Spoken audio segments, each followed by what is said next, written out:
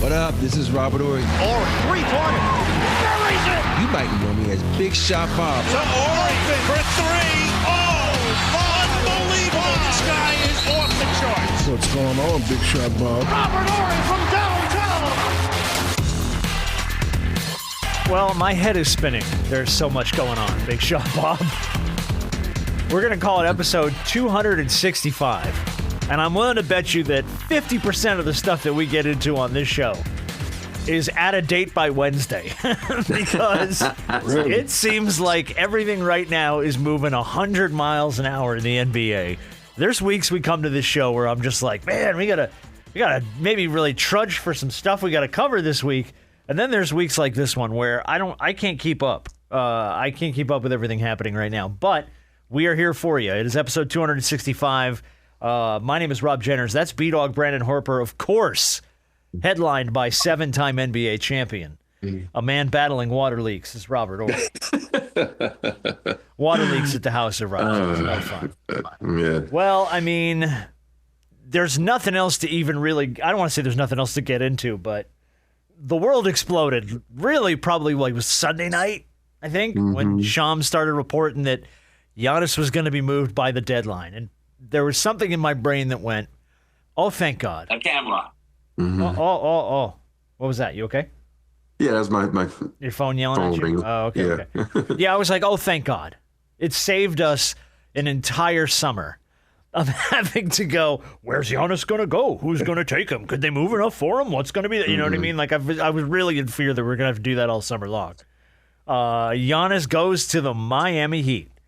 Monday night, the Bucks agreed to trade two-time MVP along with Bobby Portis to the Miami Heat for Tyler Herro, Kel'el Ware, Jaime Jaquez Jr., Kasparis Junkanakanukanis, whose name I can't pronounce, 3 first-round picks, including the number 13 pick this year, 1 pick swap, and 1 second-rounder.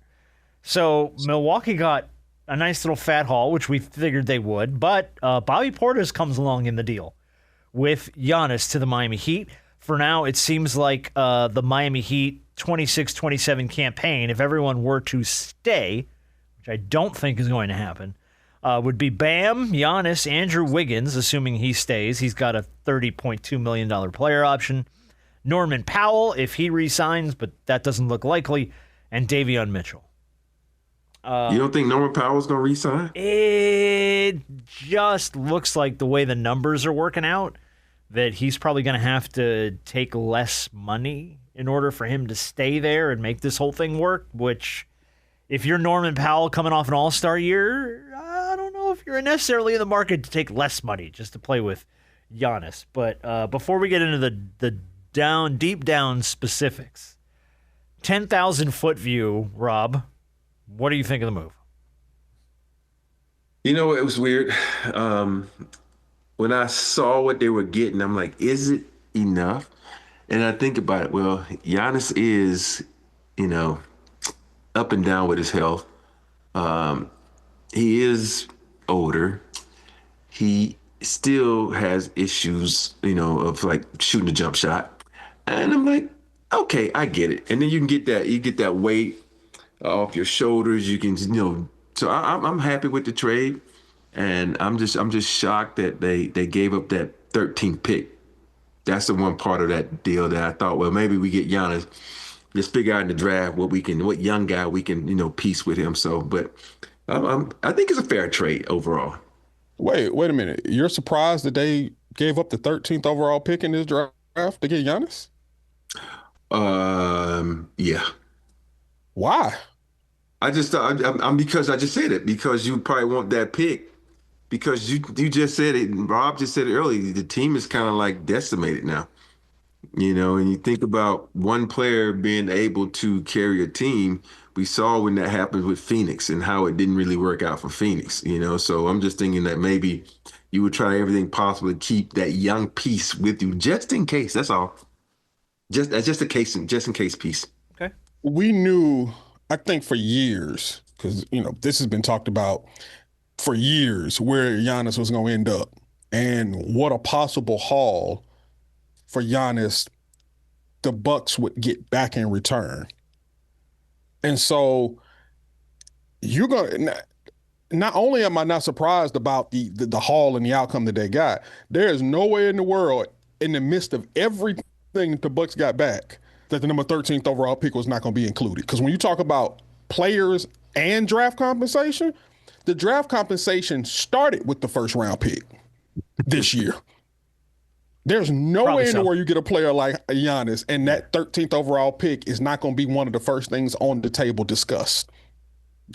Now, you talk about all the players. We knew Miami was going to decimate their team to get Giannis. We talked about that with we talked about that like with Kevin Durant, like him wanting to consistently be traded and not be happy. I'm like, bro, everywhere you go, teams are going to have to give up an ample supply of players and maybe even picks to get you into a point where it's not even worth it.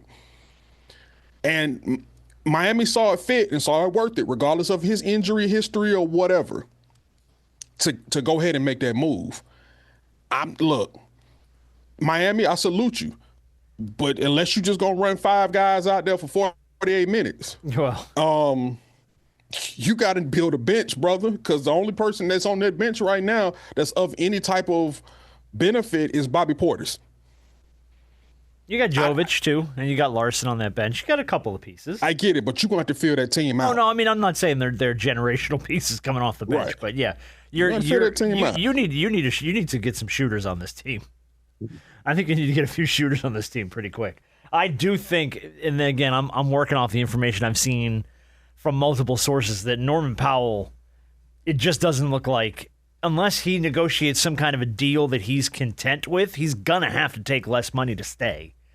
And I think there's probably going to be too many other offers on the table for him. So it comes down to the question of, are you going to try and maybe take a more friendly deal in Miami to stay and play with Giannis, or are you going to capitalize on what you can capitalize on while you have it? Which, I mean, the general rule of thumb is, right, Rob? You don't snub your nose at the bag if it's out there. You know what I mean? If somebody offers it to you, you jump on it. I think if I'm Norman Powell, he should have been a 2-time All-Star. He should have been All-Star. Was in the Clippers. 100%. You go out and you say you test the market, and you come back and say, hey, I'm just throwing this number. I don't know how much you're gonna make. Let's say, oh, this team offered me 200. Yeah. Can you come close to that? Like, can you give me 195? All I see is the J. Jonas Jameson meme of him laughing hysterically in the office. There's Pat Riley at his desk. Because here's the thing: the 195 is actually more than 200 wherever he goes, unless he goes somewhere in Texas, because there's no state tax in Florida. And so that's what you have to look at as a player. I at the end of the day, am I going to bank X amount of dollars? And if I'm Norman Powell, what's more important, making an extra $2 to $10 million, or having a chance to win a championship, which is going to open up a lot more opportunities for you, So let me ask you that. Do you guys believe legitimately that Miami's a championship contender by just adding Giannis and Portis to the mix? No. Now, okay, they're a team that is relevant and to be talked about. You're going to be relevant and you're going to be talked about when you get a piece like Giannis. And you just never know how things will shape out in the East. But right now, because I think the bettors and the odds makers have them as like the third favorite to come out of the East, and I don't know Knicks about and that. Celtics, and I think Miami's I don't think I think when you have Giannis and Bam, and if you have Norman Powell, that's a big three. And you can do a lot with that. You can throw some boo-boo with them, and they still gonna make something good out of it. So I know none of us sat here and said the Knicks will be champions right now at the beginning of the season. So anything is possible. And I think with if Giannis is a big if, because he's getting into that AD and Paul George area where he's always hurt now. So if he can stay healthy and stay on the court, he can erase a lot of problems. He can cause a lot of problems. So, because think about it. If you look at this team that won the championship, it's pretty much this team in Miami, but better than me, because, the bigs are bigger. Norman Powell is a little better than, the guys that he had. So you got to get some pieces, though. You got to get some pieces. You do. You got work to do.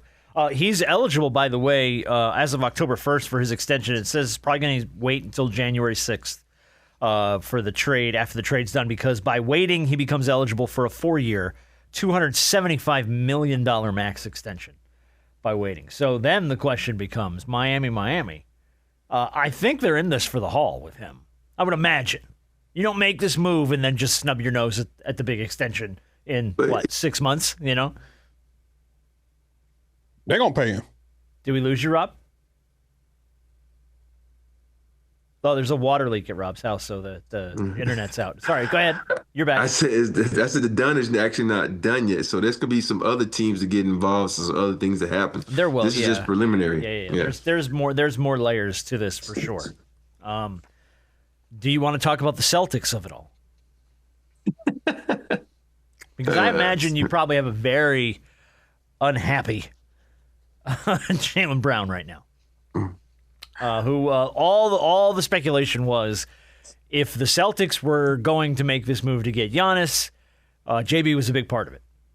Yeah. So, and I don't think that there's necessarily any surprise or shock there. I mean, we've heard a lot of the rumblings coming out of Boston that he wasn't necessarily thrilled with the situation and he wanted to be more of a featured piece, and he had a lot to say on Twitch, you know what I mean, off-season stuff. So maybe there's some unhappiness, amongst him and Brad Stevens and whoever else is running that show up there in Boston. But they end up coming up short, and basically now you have to go, well, what do you do?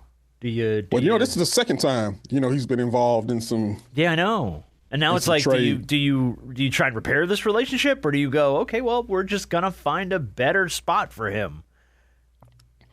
Well, I think when you're making that much money, you're one of the highest paid players in the NBA. You got to have thick skin. You got to think about it. You're going to be in trade talks because, number one, they're going to try to unload that contract because you didn't win a championship. But you also got to realize that, if you really think about it, he is the best player on that team. I know everybody said, JT. No, let's be honest. Brown is the best player on that team. JT coming off an Achilles injury is not equivalent to Brown. And for me, I think he needs to just say, you know what? I'm just going to play. Because if I go anywhere else, I got to move my family. I got to uproot this system. And I might go to a team that's fucking losing. And let me just say something. When you go to a team that's losing, I don't give a shit how much money you make. You're going to be fucking miserable. And so you can be a featured. Think about it. You still can be featured. Why can't you be double featured? Who doesn't love a double feature, right? Yeah. Look, I don't know. It's not that he has to like it. It is the nature of the business because he's eligible for a 2-year, like $140 million extension on top of the 3 years he has left for like $175 million. So, and I think he's eligible for that at the end of July. So whether or not the Celtics determine whether or not we want to add 2 more years to this and commit to him, or if Jaylen says, you know what, I'm already under contract for 3 years. I for damn sure don't want to commit to y'all for another 2 years. Let's see what I want to be traded. I want to see what my trade value is like for some other teams. I don't think this can be repaired. Now, Boston don't have to trade him because they got him under contract for 3 years. Yeah. But you got to deal with him though. Who knows? Look, Jaylen Brown is now a streamer, and he ain't been shy. He's never been shy about letting his feelings known about any and everything. He's never been that guy. He's certainly not that guy now being a streamer. So, I mean, we should be hearing more from him soon at some point in time on his own platform, under his own terms, with his own thoughts. So we'll see. I do think there's some damage there that I don't know if it can be repaired, but we've seen players demand trades before, and teams are like, well, we don't have to do it. Yeah. We just finished talking about a guy. Yeah, exactly right. Yeah, that's 100% right. So, I mean, look, I think the reports were that Milwaukee just wanted too much. Boston was unwilling to give all the players and the picks and everything that was required to make this happen on top of JB. And ultimately, it's, you're right, Harp. They got him under contract. The question is, what do you have with him now? And I would hope that you have enough infrastructure and trust built amongst both management and coaching staff that you can make this amicable and go, look, let's go win a title. If you want to maximize your value here and you want to get out of Boston, let's run it back. Let's go win a freaking title again. And the crazy part about it, who knows? It might be something in the works tonight. The draft is coming up. And that's just it. So that's why I said by the chance that where this show's going to drop in an hour or two, and people are going to be like, "What the hell are they talking about?" They already moved his ass. So yeah, Harp, do me a favor and stay on Twitter if you don't mind during the course. Yeah, I'm of the on it right show. now. Yeah, just because I know stuff's going to jump probably while we're recording. So my hope is that not too much happens, at least by the time the show goes. I don't know. I didn't anticipate the Giannis thing coming down as quick as it did. And obviously it wrapped up. Now, there's another aspect to this. Let's talk about the Minnesota of it all. That's the other side weird. of this. That was a whole other side of this. So the Minnesota, right before the Giannis move happens, Timberwolves move Julius Randle.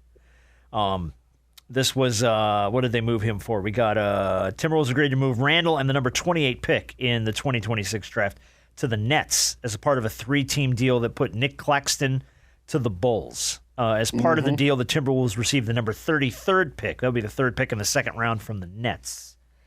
So, and the rumor, the one that stands out to me, this is according to multiple sources, is that Giannis told the Bucks he'd be willing to sign long-term in Minnesota if he could be paired with Anthony Edwards.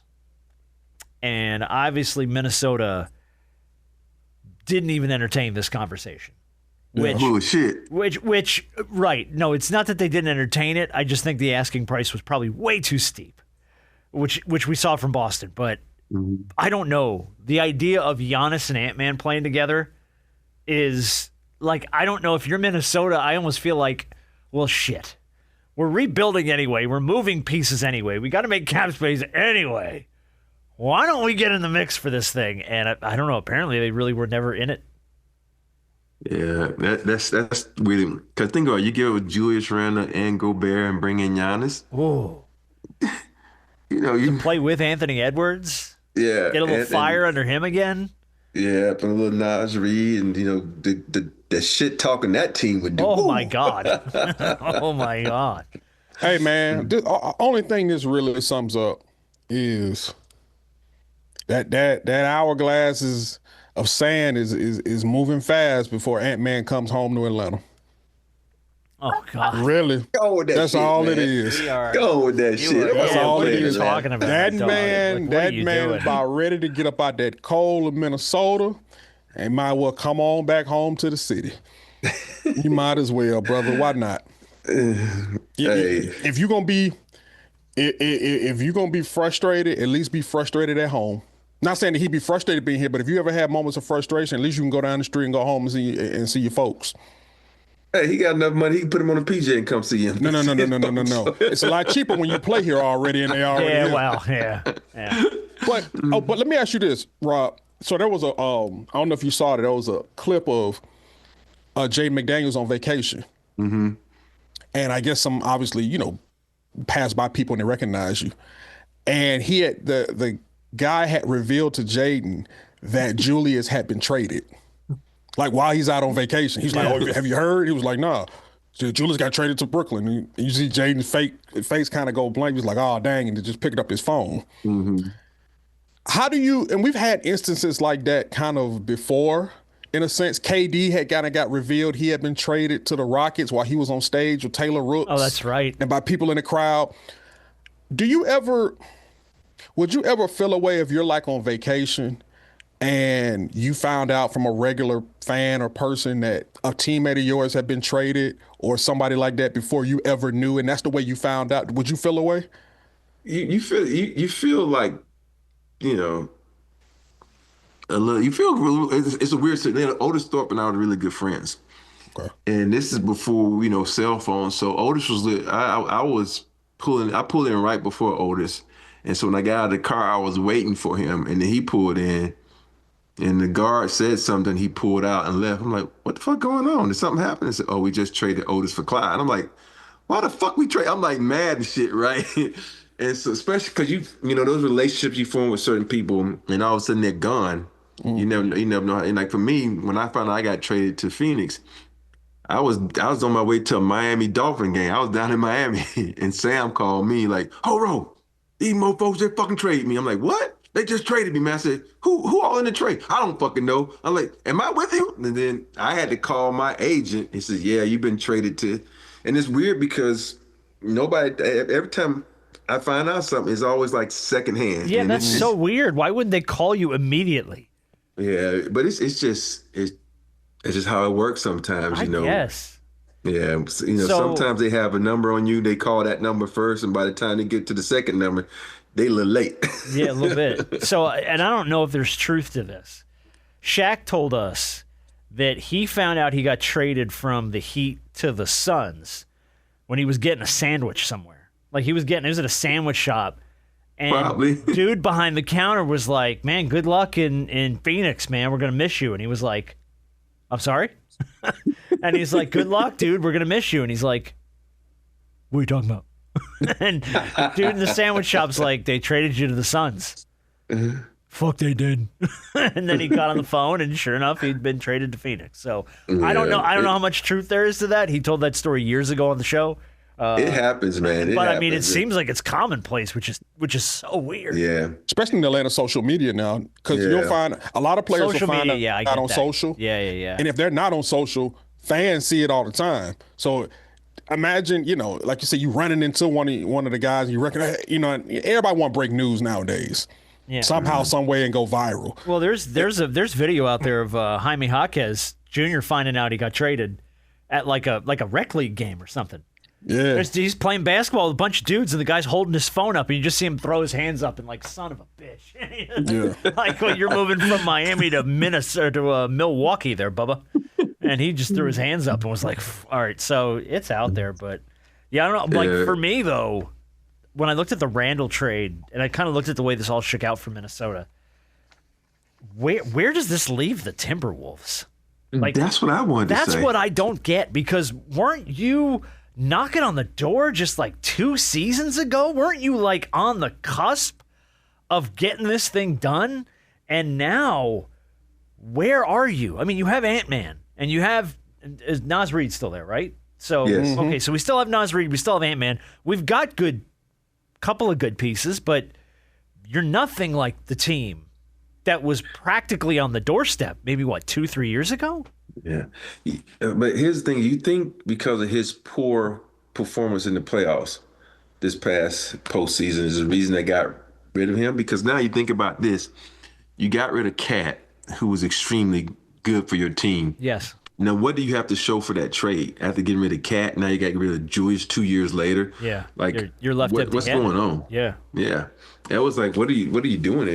And I think, and you look at it, when you traded Cat, you could have got way more for Cat than you did. You got Julius Randle. And I don't know. I don't know if they got picks or not, because I don't recall the trade. But I don't. They may have, but I just think that now Minnesota is like, you just lost your second leading scorer. You didn't really replace him. No. It's like, what are you doing? I have no idea. I guess they depend on the draft and more picks to come or more players to come in. Who knows? It's a weird place to be left in if you're Minnesota, because I feel like you, instead of capitalizing on the momentum you had, you just kind of like moved a piece, and then you're like, okay, we're under the cap.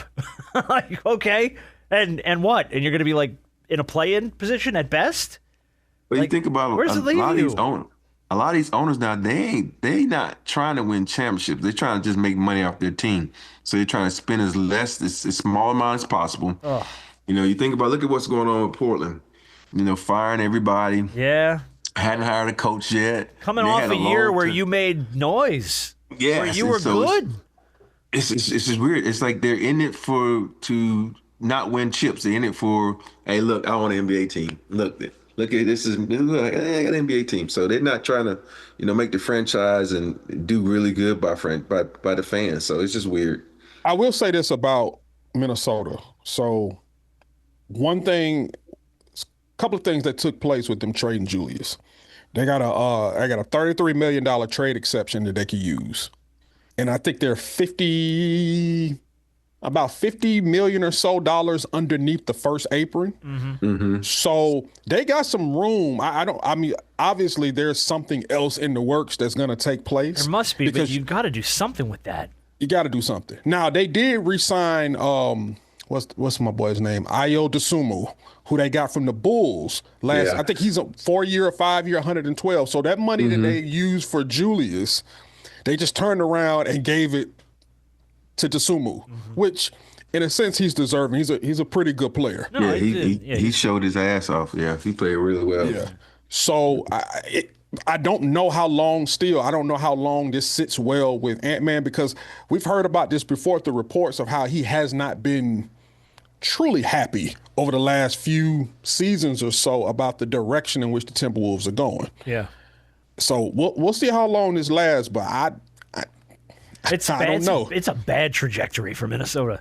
That's the thing. You don't. I mean, like if your marquee piece is that, outspokenly miserable to be there. Oh God, dude, what do you do? Like Cat, I think it was since the Cat move. Really, it's really because I know him and Cat are really close, and it was like, damn, they were right there. And then he's like, "Why are you getting rid of my boy?" And then everything's just been downhill since then. He's next. He might be. They gonna swap him and Jaylen Brown. Oh, damn. Well, Cat in Boston, or I'm sorry, not Cat, Ant-Man in Boston. That would be intriguing, but I don't know if that's a straight swap, but damn. All right, I have a question from Timothy. Now, normally we save these for the shoot-around on Fridays. He goes, I know it's Tuesday, but I have to ask. With the Giannis trade, what's y'all's thoughts on Miami giving Chris Paul a call on vet minimum? They need a point guard with experience. He doesn't need to score, just facilitate. Isn't Chris done? Yeah, it depends on if Chris wanted. I don't know if Chris even want to come back. I think Chris said he was done. Yeah. I don't know if he has any desire to keep doing this. But who knows? It might be like your boy over here with the Rams. It might be intriguing. It might be. It could be. But it's a little different. But yeah, I get where you're coming from. Okay. I get where you're coming from. I just don't know if. I don't know how much of a desire CP3 has to continue to play ball. I think between his injury history and the fact that he's getting old or gotten older and just realizing that, look, man, I had a Hall of Fame career. I never won a title, but I had a hell of a career. Again, to Timothy's point, though. He is. But again, to Timothy's point, you don't need to score. You just need to facilitate the offense. You know what this reminds me of? What's that? It reminds me of Steve Nash's situation with the Lakers. That's what you were going to say. I knew it. But and Chris Paul is older. I think also with Chris Paul, we forget that as a player, okay, you're 41, you just took a whole season off. Mm-hmm. And when you that old, that father time jump on you like a gorilla, a 2-ton gorilla on your back. And it's hard to be like, okay. Because you think about it, even if he start preparing for it, he probably won't be ready until like January. It takes that long to ramp up. Yeah. Yes. Okay. No, that's fair. Who knows? He might be in the lab every day playing, but because he got his son going over to Campbell Hall, he might be with his son in the gym playing every day. So who knows? That's fair. But again, it's a good question for Timothy because it's not. I don't think a ton would be required of him to do it, but I don't necessarily see him doing it. Hey, how about sending John Morant down there? John Morant. Look, they're just trying to find. We're going to talk about that in the shoot around on Friday because I've had so many people send in, what's Rob's thoughts on this? What's Rob's thoughts on this? And it's all rumors. So we're going to do a little rumor mill roundup in the Friday shoot around for the NBA, and we'll see if any of this stuff holds up. Well, we do have the draft tonight. It does start tonight. We've got a weird little back and forth between Peterson and Dibanasta between who's going to go first and who thinks they deserve it. AJ says he doesn't really work out for anybody. He just visits cities. They know what I can do. Peterson said he's only going to work out. He hasn't worked out for anybody outside of Washington. So he thinks he's going first. This seems that the consensus is AJ's going first to the Wizards. And then Utah takes Peterson. Memphis will take Cameron Boozer. And then the Bulls get Caleb Wilson. That's your consensus top four. But rounding out the top of the draft, you've got the Clippers at 5, the Nets at 6, the Kings at 7, the Hawks at 8, the Mavericks at 9, and the Bucks at 10. Man, I'm really intrigued by what the Clippers are going to do. Everybody else I don't really give a shit about, because think about how good the Clippers were Kawhi being healthy. Now you add a young piece to that. That's what do you want? Do you bring in you need a guard, you need a point guard, but who do you bring in that that's going to really be like, look at Kawhi like, okay, you're the elder statesman. Do I defer, or that's you get in line, old man? Because these little young Thundercats coming out now, these guards, they ain't trying to defer to nobody. So it's going to be really interesting to see what happens with that pick for the Clippers. We do have some aftermath from the Knicks parade. Oh, man. 1 million people flooded the Canyon of Heroes in Lower Manhattan. We had Clyde Frazier leading the parade, which was cool. We had Alicia Keys closed it out with Empire State of Mind, which was cool. Timothy Chalamet was there. Of course he was. Carmelo Anthony was there, which was cool. Patrick Ewing. Like, they rolled out all the nostalgia for the Knicks parade. It was the NBA Finals averaged 20.6 million viewers per game, the most watched since 1998. Game 5 peaked at 33 million. That's all New York, man. That is New York getting ready to celebrate a championship. Rob, you've been to a lot of parades, 7 to be precise. What was the craziest crowd? LA by far. Really? It was always LA, huh? Yeah, always LA, because when we were in, because Houston, we ended up at the Astrodome, and we had a lot of people in the Astrodome, and we were on stage. Mattress Mac, they did it right there, and it was packed. But you really couldn't see because it's so dark, and you really couldn't see the crowd. Like when we got on stage in LA, it was just bananas, and Shaq, Can You Dig It, Mark Manson dancing, all the crazy shit and shenanigans. That was fun. And then in San Antonio, we was on a Riverwalk. We took boats down the Riverwalk. So that was kind of like, you couldn't pack as many people like when you could in the parade, like going through the city. So LA by far was the craziest. It was just so much fun. Yeah, Houston was fun too, because you think about it, we were the first team to ever win a championship for that city, a great city like Houston.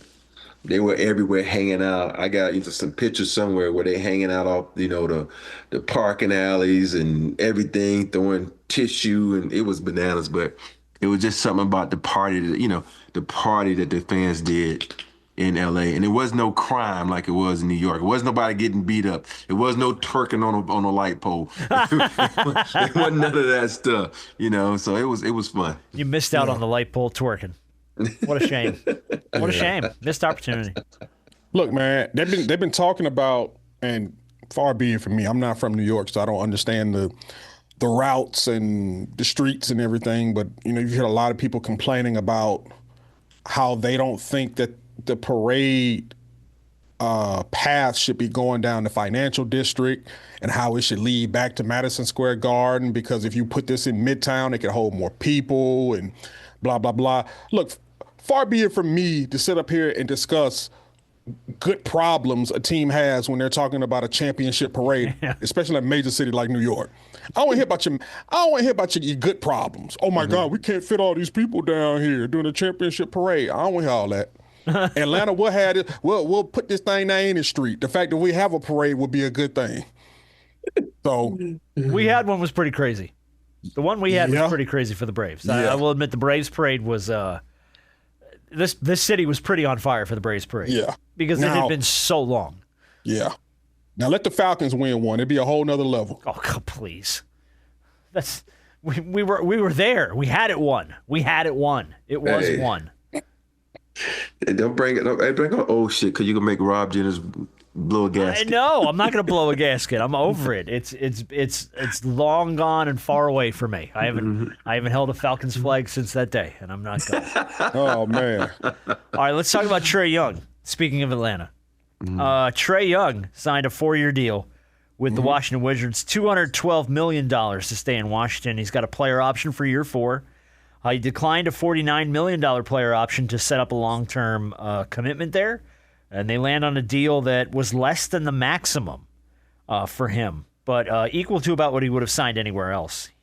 So thoughts on Trae doing the deal in Washington? I didn't think it was. When he declined the option, everybody's like, is he want out? I thought he was committed. I'm like, no, I think he's just setting up a long-term deal, and that's exactly what happened. Yeah, Get your money, bro. hey, he was being smart. I'm like, shit, I might be obsolete in 2 years because of the injuries I've been getting. Let me make sure I get some financial stability right here. So yeah, smart thing. Nobody wants to do the Isaiah Thomas thing again, where you bank on yourself and then get hurt and then you can't cash in. So let me ask you guys both a question with the two biggest capital letters you can possibly imagine. IF. If Trae Young remains healthy this season, if Anthony Davis remains healthy this season, and you have two of them on the floor, sake of argument, 60 games. What's the upside for Washington here? It's high. I think it's extremely high. If Again, capital I, capital F, 3 stories tall. But when you think about it, they got a good little nucleus up there. Now you got 2 vets to come in, Trae, AD, and so think about it. But I think the biggest key is Trae has never played with someone as dynamic as AD. Will he be able to defer? Will he understand how to play with him? And that's the biggest key because AD's played with LeBron. He's played, with some great players, so he knows how to, defer. That's the biggest question. But I think they could do some damage. I got them, top 4 if they stay healthy. You got them top 4 if they stay healthy. Yeah. Wow. Mm-hmm. Okay. So the upside is the playoffs. Yeah.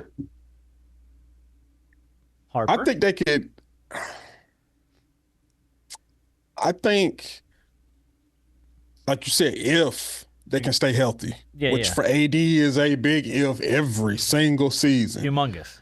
They could vie for a playoff spot in the East. Okay. They could be a bottom half playoff team in the East. The continuity and who's the coach over there? Good question. What's Don't know. His name?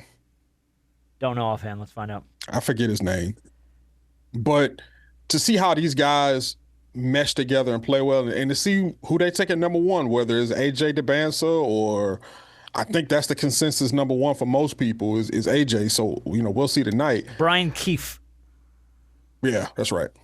That's right. They could possibly be a playoff team if all things work out and people stay healthy. Health is the thing, especially for AD. And my thing is, does AD even want to be there? You're going back to the Lakers, man.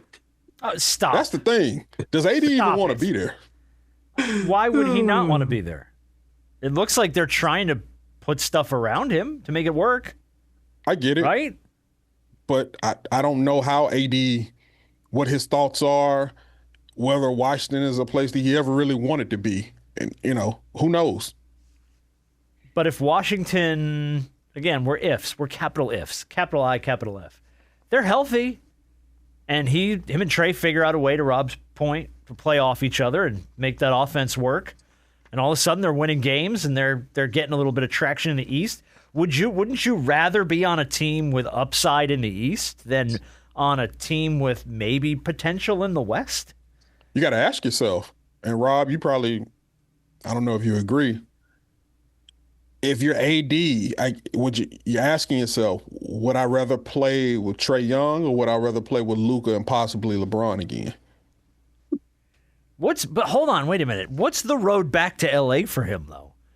I've seen this online because I've seen other people go, he could come back to LA. What is that road back? How do you make that? I don't even know if that's functionally possible. Yeah. AR and a pick. Is that all it would take?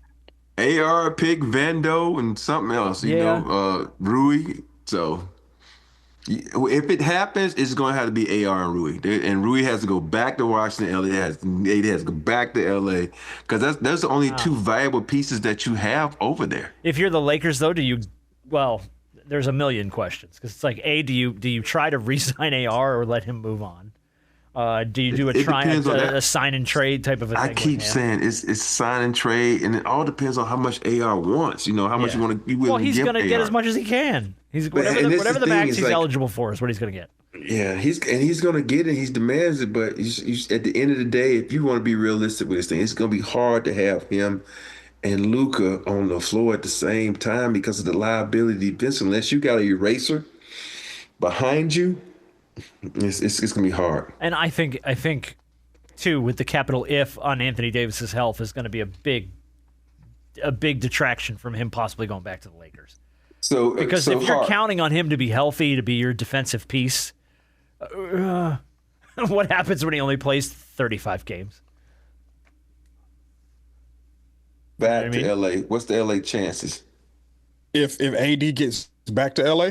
What are the Lakers' chances if AD went back to LA? No, but here's the you got to say no. Let's just say no AR and no Rui.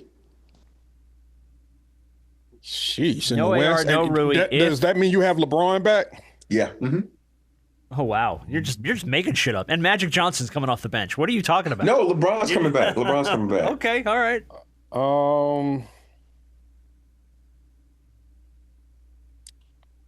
I mean, it would really depend on how they fill out the rest of that team. It's hard to say with just those three because then you still got to worry about AD's injuries and things. LeBron is getting up to that age, but how do you fill out the rest of that team? And what does the rest of that team look like? That would give me a better idea of where they would possibly land in the West because the West ain't getting no easier. No. Yeah. It ain't getting no. You got a lot of pissed off teams in the West. You do? you got a lot of pissed off teams in the West. Yeah, you got some pissed off Serbians out in Denver. You got things are not easy. Although Minnesota took a step back for sure. Yeah. But OKC's going to be back with a vengeance, I think. And I don't think that they're going away. I know San Antonio sure as hell ain't going away. Mm-hmm. So I don't know. I just don't know. It depends on how you fill out the rest of that squad, and then based off that, and I could probably give you some thoughts, but I just don't know. Mm-hmm. Well, so by the way, speaking of teams that may be trying to find a way in the West, Dusty Mays, now the new head coach of the Dallas Mavericks, finalizing a deal to leave Michigan after winning the national title in 2026. Obviously, his previous job at my alma mater, Florida Atlantic, took them to back-to-back tournaments, including the 2023 Final Four. The last coach to go from a national championship team to the NBA was Billy Donovan in 2015. Let me see how that worked out for Billy Donovan. It didn't really pan out. But now, how old is May? May is young. He's 49. Okay, he's not as young as I thought. No, but still, I mean, he's still young. 50. Yeah, that's pretty young for an NBA head coach. I'm not gonna lie. Got a young team. Because some of these, over there if you got anybody younger than that, we've seen guys run into problems with young coaches. Yeah, they haven't been around, don't respect. I mean, but he just won a national title at Michigan. He probably could have hung out at Michigan on a fat contract for the next 10 to 15 years and lived the life. And you want to go to Dallas and coach the Mavs? I would want to. I know he's probably like, well, I'm gonna get a young Dallas team is like coaching a college team. It's so different. Where's he from? Is he from Texas? I don't know. That's a good question. Or maybe he's just a guy. Maybe he's just a guy that had always had aspirations of getting one of those NBA head coaching jobs. Maybe, but like, you know what I'm saying? I don't know. But you think about this though. Once you get in the NBA, you can bounce around to 4 different teams before you're done with your career, and you can make a shit ton more money than you are going to college, maybe. Dusty May's alma mater, Indiana. Oh. It's close. No, it isn't. To Dallas?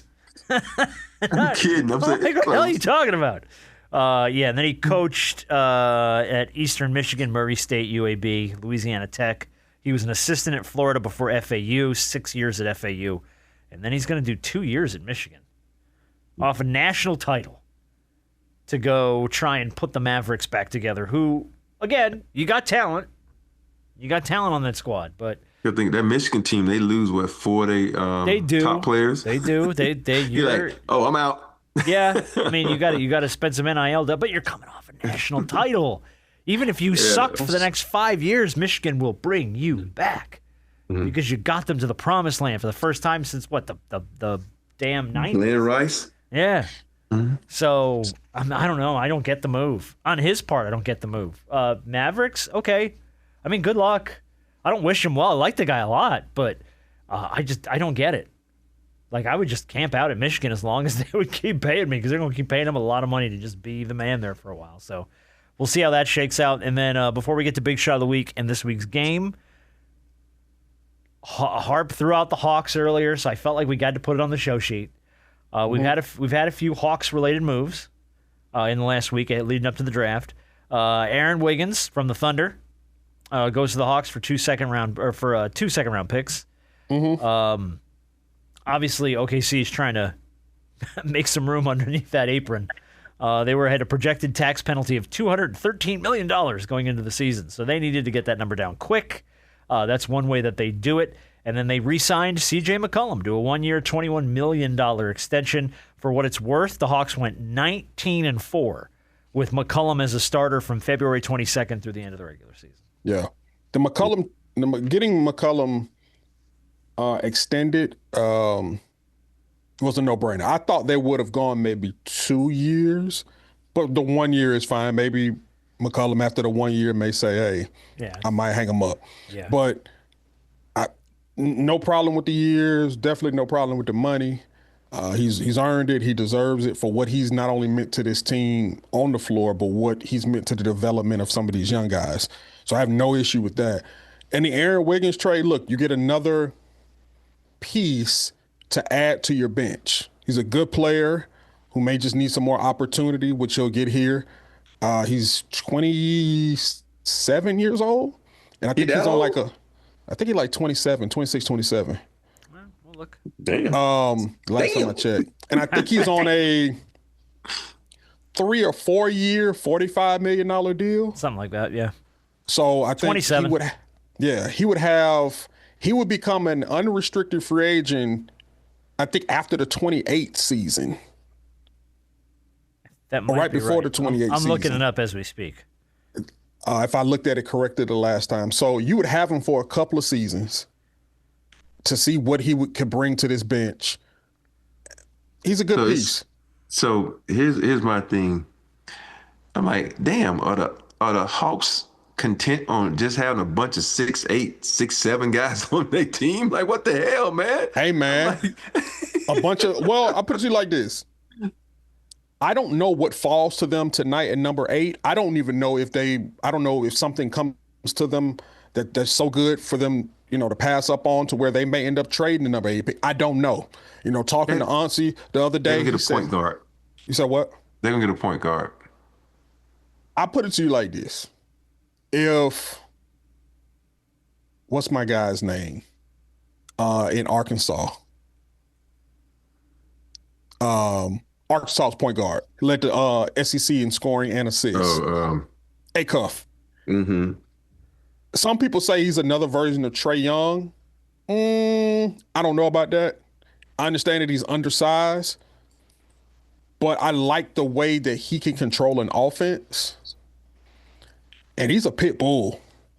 Like the difference between him and Trae's a little smaller, just in size. Acuff, I don't like calling me and thick, but pause. He's a little thicker here. He got a little bit more size to him. Sure. If somehow, some way he falls to Atlanta 8, which I don't think he will. He ain't gonna drop that far. I think he's projected to go like 6. He go no further than 5th or 6. Yeah. Yeah. Then I'd run up there and give you that card in a minute. But we'll see tonight if the Hawks. I'm leaning towards the Hawks not only drafting at 8, but also drafting at 23 and keeping both of those picks. Could get some nice pieces in this one. There's a lot of guys out there. To your note about Wiggins' contract, he is locked up through 27-28. He has a club option, 28-29, for $7.9 million, and then he's an unrestricted free agent. Y'all probably what's the guard out of Houston, Kingston? Yeah, that's probably who y'all gonna probably That's been get. projected. He's been the projection for a while. But I'm like, when I watch him play, it's like he's young. He's really young, but he doesn't play with enough force for me. You know what I mean? Mm-hmm. Like some guys, when you have it so easy throughout your career, you can just score. Like now you got to come with a little toughness. Like Acuff has something about we call it playing with a little nasty. He's like, but who knows? He might have it in him. But I just think as much as everybody say this draft is loaded, like for me, if I'm Atlanta and I need a point guard, you know who I would get? That's probably they probably not even looking at is the guy from Arizona, Burries, because he's a bigger, tough-nosed guard that to me that I think as a point I would go with if I'm Atlanta, because that kind of fits your mold on who you are. Now you all of a sudden you go down, you shrink in size, and that's not who you are. You know, you switching, you all same athletic. So that's who I would go with if I'm Atlanta. I would go with Burris because he's a top guard. He's big enough, and he's not really a true point guard. He's kind of like Castle in the sense that he can handle a point, but he's not a real point guard. He's more of a scoring guard. So if I'm Atlanta, that's who I will be looking at, because I look at this draft and know everybody says as deep as it is. To me, it's not a lot of physicality in this draft outside of Boozer. All right, we're going to play shot clock here in a second. We haven't played that game in a long time, so I'll refresh you on what it takes to play shot clock. But I'm going to give out the big shot of the week to a young woman named Simone Kelly. I know you both know who this woman is. She's a South Orange member of the South Orange Rescue Squad. She was off duty enjoying the Knicks parade when that dude OD'd on top of the World Trade Center subway elevator. And she got up there, and he was pinpoint pupils, and he was drifting off. She somehow somebody threw up some Narcan to her. She Narcaned him. She got him back, and a dude tried to kiss her like 3 times. Kiss her, yep. Yeah, woke up so delusional. He was like, clearly this woman is here to make out and not save my life, but she needs a kiss. So God bless her, because she held him off at bay. And then I think the third time he went up, she was like, stop. We're done. But saved the man's life, and he was okay. So, look, big shot to Simone, because that was a super viral moment for the Knicks parade. And it was cool because, man. And the fact that she had to jump up there and get up there along with 3 other, I gotta go save him. Like, big ups there, man. Yeah, dude, she jumped right into it, man. So good for her. All right, I don't know. I'm trying to find my buzzer here because I don't think I had it set up for today. And I got to get. Oh, yeah, there it is right there. So I don't know if you guys remember how to play shot clock. Yeah, I remember. You remember how to play shot clock? I think you give us a category and we have to name however many in 10 seconds. Yes, absolutely right. So I'm going to give you a topic. We'll start with Rob. You just tell me how many you think you can pull in 10 seconds time. And then Harp, you can either offer one better or you can challenge Rob. And then we go back and forth until one of you has to do it. All right, so number 1, Giannis got traded to the Miami Heat. We talked about it extensively on this show. The question is, how many cities in Florida can you name in 10 seconds? Robert Horry, how many cities in Florida can you pull in 10 seconds time? 5. All right, Harp, can you do 6? Yeah, I can do 6. Rob, can you do 7?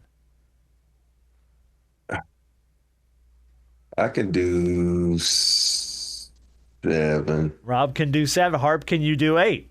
I can do 8. Rob, do can 8, you do 9? Because I don't think you get 8 words right. on 10 seconds. Here we go. 10 seconds, Harp, go. 8 cities. Miami, Orlando, Tampa, Tallahassee, Jacksonville, Destin, Fort Lauderdale, Sarasota, Pensacola, Naples, Gainesville. Oh, nice job. You got 10. That's good. You got 10. That's pretty strong. Nice job. So if I said Pensacola, would that count? Is it a city in Florida? Pensacola. They call it Pensacola. Oh, okay. Hold on. Did I not say the whole word, though? Yes, you sure did. No, I was just asking. Yes, I was sure. Just asking I would have given it to you city. posthumously. Yeah, I probably would have ruled against you initially and then give it to you. Yeah. Ocala, Destin, Miami, Orlando, there you go. Pensacola, No, what's the dude? St. Pete, what's the dude with the fishing pole in the commercial? Got to be quicker than that. Very good. All right, point to Harp. We go to question number 2. This is Brandon Harper will get the opening bid here. The Knicks just won their first title in 53 years. So the question is, how many New York Knicks can you name in 10 seconds? Any generation. How many New York Knicks can you name in 10 seconds? Whole name? First name? I'll give you shortcuts. Okay. How many you say? 8. All right, Harp thinks he can do 8. Rob, can you do 9? Go ahead. All right, 8 Go Knicks ahead. in 10 seconds. Go. Brunson, Anunoby, Hart, Karl-Anthony Towns, Mikal Bridges, Mitchell Robinson, Jose Alvarado, Jordan Clarkson, Patrick Ewing, Charles Oakley, John Starks. Got 11. That's pretty. You just basically did this year's Knicks roster. And then Why threw not? it Hey, right. Why not? All right, it's 2-0 Harp. Rob, you're going to have to get in this game, bud. I know. All right, Robert Horry, you get the first bid on this one. Milwaukee just lost a generational superstar, but hey, at least they still have beer. In 10 seconds, how many beer brands can you name? 5. Harp, can you do 6? I think I can do 6. Rob, can you do 7? No. All right, Harp, 6 beers, 10 seconds, go. Bud Light, Coors Light, Miller Light, Michelob Ultra, Busch Light, Budweiser, Corona. That's it. That's all I can think of. 7. That's enough to win. It's easy to do that with beer because at all of our golf tournaments and tailgates, we got beer all the time. Oh, it's got beer. Corona, Modelo, Dos Equis. We do see, Corona, you're throwing out Modelo, more. all You that. should have given this a run. I think you could have pulled this off. I was like thinking, I'm sitting thinking like, I can't fucking name but 3 beers. Corona, Rob's not a beer drinker. Budweiser, Pabst Blue You're Ribbon, not a beer drinker. How about a Yingling or a Red Guinness? Stripe. I mean, Red come on. Stripe. Get something. It's Red beer. Stripe. Yeah, it's Jamaican for beer, I think. Isn't it? Red Stripe is Jamaican for beer. Yeah. Mm-hmm. All right, well, that's going to be a win for Harp. If you want, we could do the next 2 just for the shit of it. What's the next 2? The next 2 was Harp would have got first bid on this one. San Antonio was just in the finals. They came up a little short.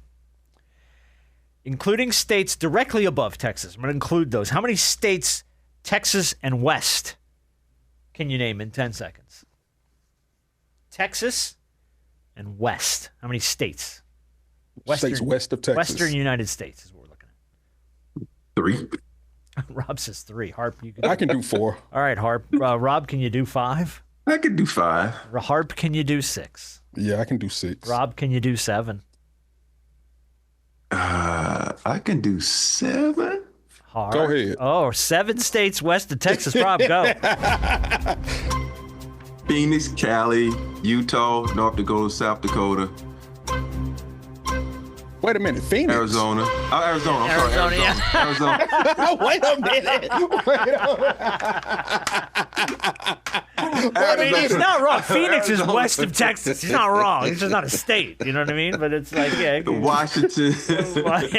All right, I think that's probably a good place for us to pull the plug on this thing. Hey, Arizona, my bad. No, hold on. What's the last one? The last one was going to be the NBA draft is tonight, starts tonight. How many former number 1 picks can you name in 10 seconds? Shit. He said, 1, Shaquille. You gotta be kidding me. Rob can name the one in his draft, and he's done. Shaquille, Yeah. AD, Bennett, Dream, Patrick Ewing? I don't know. Patrick Ewing was the number 1 pick. Oh, Wemby. Okay. That's about it for That's me. about all you got. Harp, are there any other ones you could pull there?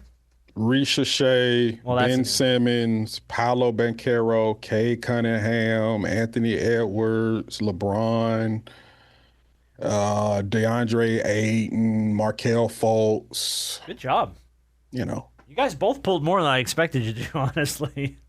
I figured Rob was going to go, let's see, 92 was Shaq. That's probably about it for me. All right, well, there you go. After that, is it? Who was the number 1 pick before Shaq? Oh, Glenn Robinson. Robinson, yeah, that's right. Yeah. Glenn Robinson. He wasn't before Shaq, but that's another number 1 pick. I can't. I wonder who. I can't even know. Oh, was Moses Malone number 1 pick? What? Yeah, I yes. don't know. Was he? Was he? think he was. Maybe. Yeah, Hold on. man, I don't know that. Now you got me questioning. All right, hang on. Now I got to look. Now I got to look it up. Was Ralph Sampson the number 1 pick? He's the number 1 pick of I Houston believe Rockets, so, right? yes. Yeah, I believe Rob that Sampson number was, 1 yeah. pick. Was Elijah one the number 1 pick? Yeah, he said that. Harp said that, yeah. Or no, you said that. Yeah. Yeah, you said Dream. NBA number 1 picks. Okay, by year. Here we go. Shut up. I understand. All right, we missed Cooper Flag last year.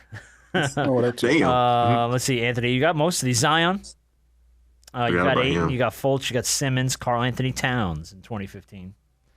Andrew Wiggins in 2014. Anthony Bennett 2013. I said Bennett. AD, Kyrie Irving, John Wall, Blake Griffin, Derrick Rose, Greg Oden, Andrew Bogut, Dwight Howard. You said LeBron, Yao Ming, Kwame Brown, one of our favorites, our all-time favorites, Kwame. Kenyon Martin in 2000, Elton Brand, Tim Duncan. Oh, damn. Allen Iverson. Yep. David Robinson. You did say Glenn Robinson. David Robinson was on there. Magic Johnson. The year before Shaq, Grandmama. Larry Johnson. Larry Johnson. Yep. Chris Webber was the year after Shaq in 93. Derek Coleman, 1990. And then you're just going in. Robinson was 87. Patrick Ewing was 85. Dream was 84. Ralph Sampson, 83. Good job, Rob. James Worthy, 1982. He's going to crush your ass for not knowing that he was a number one. Oh, and the funny part, I was just with James last night, and he was talking about how, he was like so happy that Ralph stayed an extra year so he could be the number one pick. Well, there you go. See? He owes you one. And no one said Magic Johnson. He said it. No, Harp said did Magic. You say Magic? Okay, I didn't hear you say Magic. So there you go. All right, well, then we only have to answer to James Worthy. Thank God.